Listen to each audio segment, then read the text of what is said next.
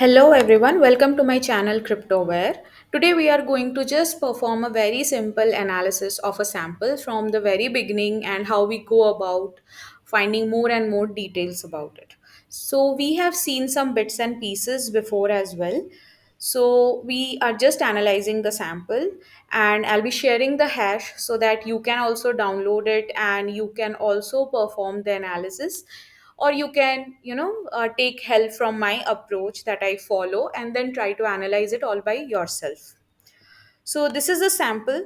Before doing anything, we will quickly do the static analysis part, because the static analysis gives us a lot of information sometimes and it's very important. So I have already loaded it in PE Studio, and from here we can see what all details that we can get. The most important detail that we are getting is that the virus total score, which says it is 54 out of 68, which is a pretty high score, so we are quite confirmed that this is malicious. From here, if we see at the detection names, it says ASyncRAT, RATX, um, anything else which is related to rat, we can have a look to be more confirmed. It says office, maybe it is obfuscated, we have not seen that. X worm, so most probably it's a backdoor, it's a dropper. So roughly also it's mentioned as ASyncRAT. So roughly this is a remote access Trojan. So it will try to perform, so it will act, it will be a backdoor, so it may perform some information gathering. It may be, it may try to connect to the CNC server. There are lots of possibilities and we don't know if it is trying to something else, trying to do something else. For example, it might be a dropper as well, if it is dropping something, or if there are anything else that it is trying to perform. So we'll be checking all those things. So this is a pretty good idea and pretty good details that we have observed. What other details that we can check is we can have a look at the entropy. So the entropy is 6.7, and also it says that it is a .NET file. So if it is a .NET file, we are going to use dnspy. You can use ILSpy as well, but with dnspy we can do some debugging also. So that is the reason why I'll be using dnspy. Also, it is 32-bit and it is an executable. So these are some of the information that we have got. And if you want to check the libraries, imports, flag, you can see what all imports have been used which have been flagged as malicious. .NET namespace, resources, strings. So there are a lot of things. Okay, there is one thing very interesting over here, is this one. Some gibberish string dot resources.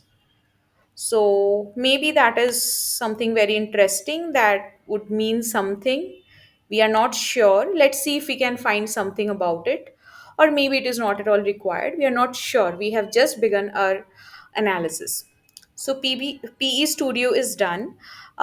We can also check VT if we want to gather some information about it. For example, the detection, you can see from here we have already observed what all detection that has been used. It says that it's a Trojan and a dropper, belongs to ASyncRAT, so most probably it is a rat.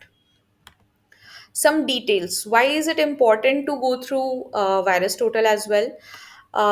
Because if you're analyzing a sample which is completely new, for example, then virus total or any third party software might not be very much helpful to you. I mean, website or any software, even if you're using, they won't be of much help to you at that point of time. But if you have gotten some sample which already has some score, then this VT analysis will give you an idea of about what to look for. So it gives a very straightforward thing. um, Also, you have to be very careful that you cannot upload any sample that you get because of confidential reasons, but you can always check the hash. So I did not upload the sample, but I just copied and pasted the hash over here, and I'm just looking for the details, whichever details that I can get about it. So you can see all the hash, imp hash, file type. So from here also we are double sure that this is a .NET assembly. Any other information, com.exe, something, all remote.exe, these names have been used before. File is not signed. Now, how are they important at this point? It may not be important, like it totally depends upon your work. So, suppose how can you extend the work? So, if I have been provided, I have been given this sample and I have been asked to hunt for more samples and look what other details can you get. So these details could be very useful. Also, from Virus Total and from other applications as well, we may get more information about the threat actors. And at that point of time, these things are very important. Even during hunting these kinds of samples, this would be very interesting. You can actually hunt for these samples. You can write Yara rules, and you can check for those samples. You do not only, like, it's not just that you can write Yara rule in Virus Total. You can use any.run sorry, you can use malware abuse as well. I have never used Yara rule in any.run. I'm not sure if that is used. Please let me know if it is used, or we can quickly check that. But I've mostly used malware abuse and Virus Total for writing rules. So let me know if you want to learn about writing Yara rules. We can have a video on that as well. So something about related to the relations. So what happens in the relations sections, like if there are any files that they have dropped. So for example, if there is a ransomware, and most of the time a ransomware will drop a number of files, mostly that ransom note. So you can get those informations through relations. Similarly, from a dropper's point of view, since it is a dropper, say if this is a dropper, then it will be dropping some file, or maybe it is a downloader, it must be downloading something. So you will see that to which domain it is trying to connect to and which file it is trying to download. So those kinds of information also help you out, that whether this is just a loader or this is the final payload, or even if it is a final payload, what how has it come, like is it bundled somewhere, or it was directly executed, or it was loaded by some other application. So these are some kinds of information that you can get, like contacted IP addresses, from where you can actually identify if it is actually performing any malicious activity. Why am I giving you all these details? Because a lot of times you have analyzed a sample, say, and you see the VT score is 0. So VT or any other tool or websites, third party websites that you're using, these are just tools. So they may make mistakes, but and that is the reason why human intervention is required, and that is why our analysis comes into picture. And that is the reason why it is very important that you cross check and verify whether the details that you are getting actually is true or makes sense or not. You can use 2 to 3 other websites as well. So if suppose this sample did not have any VT score, for example, then you can see that from the IP, the contacted IP addresses, you can see that the detections are pretty high. You can check those IPs as well. Based on that, also you can identify if the sample is malicious. You'll be more confirmed about it. So these are some of the information. The graph summary is here so that you can understand, like it has 3 dropped files, 5 contacted URLs, 7 contacted domains. So all those informations that you get from here. Under behavior, also you are going to get a lot of information, because again, if a sample has already been uploaded in Virus Total, then a Virus Total or any other like any other application or website that is reliable. So if you upload if it is already uploaded there, or any report has already been made on that, then that will be very helpful for you to for your analysis. Okay, so from here we can see that MITRE attack, what MITRE attack tactics and techniques have been used. This is something very important. With time, you will get to learn about these tactics and techniques, and these are very important, because that's how we can identify, like, what kind of activity this application is trying to perform. So execution is one thing that we already know, discovery, process discovery. some system and system related discovery, etc. All these information, anti behavior analysis. So maybe we have to look for all these things. So now I'm aware that this sample is using anti behavior analysis, then I must have a look at where it is using.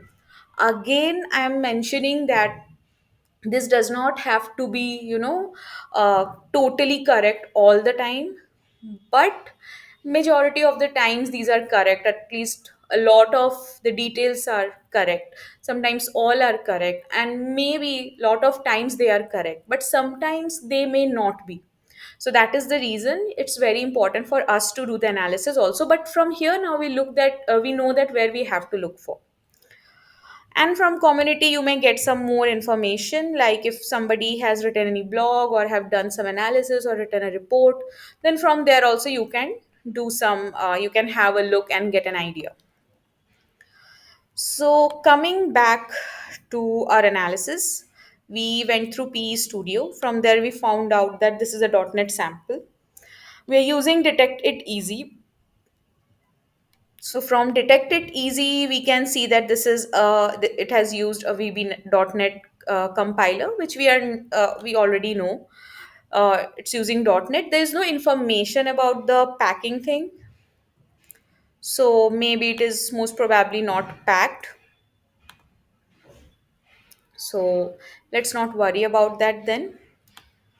So Detect It Easy is done. So now I have already loaded it in DNS Spy. So for loading it in DNS Spy, you can simply drag and drop it over here, or maybe you can open it from here. So we'll just remove it.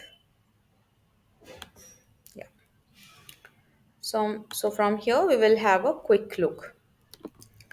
So even before we have discussed about how we can perform this analysis of .NET samples, so here always you will see an entry point mentioned. So if you click on the entry point, you will get into a better section of the compiled code, and this is the main function. Okay, so this is the main function. So if you remember, we did gather a lot of information from Virus Total, from P Studio, some information from Detect It Easy as well. So from there, along with the details that you are going to get from here, will add up to it. For now, we know that this is malicious and we are quite confirmed, but right now we are going to see the behavior of it. Maybe statically, we are still performing static analysis. So here you can see that the function name that it is trying to see is using is user administrator. So maybe it wants to do some privilege escalation kind of thing. So it starts some process. Uh, Shell execute is true. It's looking for some path, executable path, run as, and it is opening the process. Most probably it will try to open svc host.exe. Also, there is a get the resource. Now, if you remember, we did see something in the resource section. Let me see if we can see it over here. Is it the same? Why? No, it does not look okay. So, in the resource section, you can see the same thing that we observed just now. YVCJNJQHE. Sorry. Excuse me. So, it is trying to get this resource. So, this resource part is quite interesting, and it is some 72,720 bytes, and this is pretty interesting. Let's see if we can find any more information. There is no such information. Okay, let's get back to our code. Let's see if we get something. So it is trying to get something from the resource. So that is something interesting. And I think that will happen dynamically, basically in the runtime. So from static analysis, we are going to get these information. So it wants to start this process svc host.exe. Excuse me. There are some tasks, Windows update that it is trying to see. Again, there is SVC host, some exec action is over here. It wants to run SCH tasks. So it could be some kind of scheduler that it is trying to do. So it is scheduling something. It could possibly a way of performing some persistence. So this is my idea that this is what it is trying to do from here. Maybe we can just quickly click on the shell option and we can see if there is any other information that we can gather. Process information. So it has path name. Maybe it is looking for some path. Not much, but yeah, there are lots of information over here. But maybe we want to look at something else. Getting back to our main function,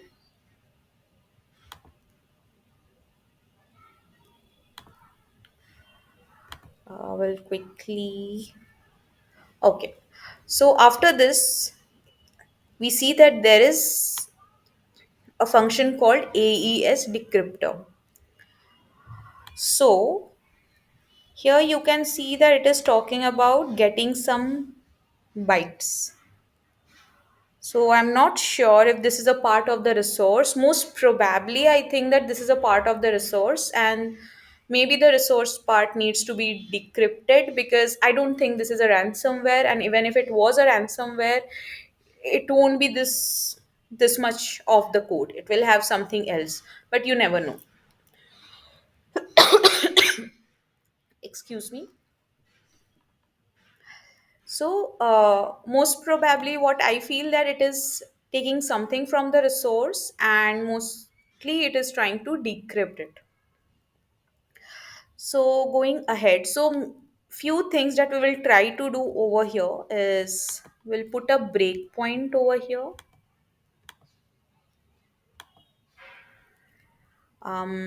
Also, we will put a breakpoint over here. Why am I putting breakpoint right now?